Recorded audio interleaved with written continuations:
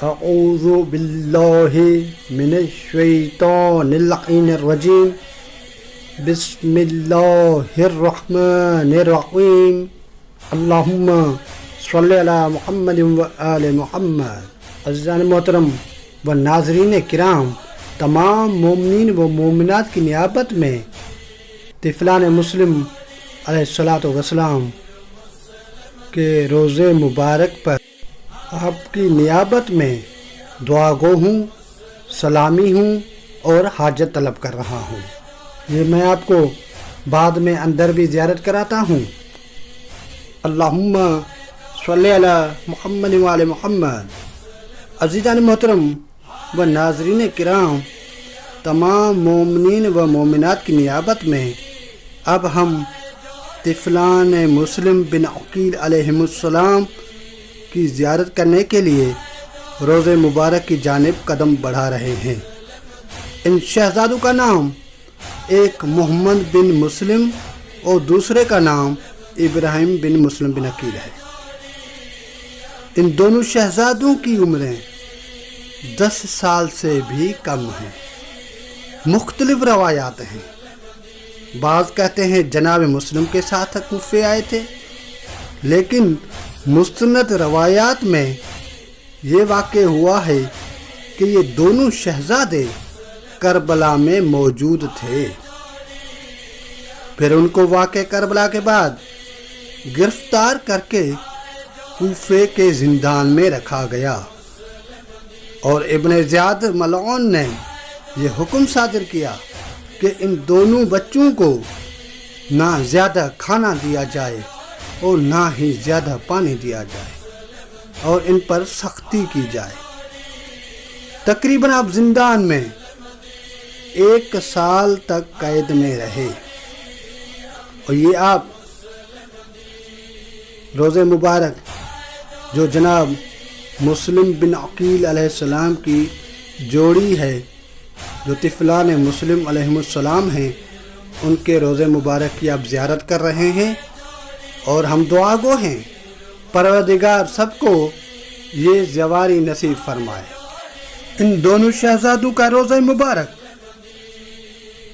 کربلا معلیٰ سے تقریباً 4 فرسخ کے فاصلے پر شہر مسیب میں واقع ہے۔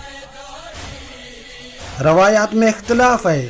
بعض کہتے ہیں کہ یہ دونوں شہزادے کوفہ کی زندان میں 2 سال قید میں رہے ہیں، لیکن مستند روایات کے مطابق یہ دونوں شہزادے 1 سال تک زندان میں رہے۔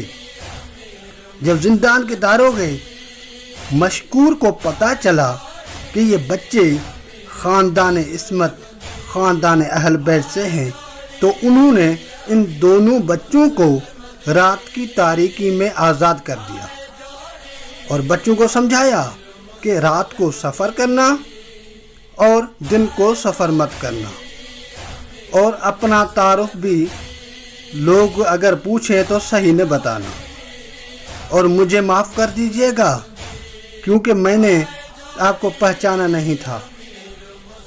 یہ بچے قید سے آزاد ہو کر پردیس میں غربت کے عالم میں سفر کرتے کرتے ایک ضعیفہ کے گھر پہنچے جو مومنہ تھی۔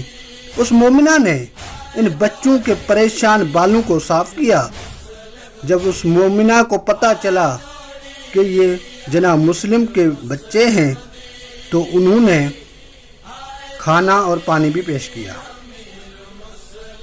اس مومنہ کا بعض روایت میں ملتا ہے کہ داماد ہے، اور بعض نے کہا ہے کہ اس کا شوہر تھا جس کا نام حارث تھا، اور وہ حارث انعام کی لالچ میں سارا دن ان بچوں کو تلاش کرتا ہوا آخر تھک کر گھر آ گیا۔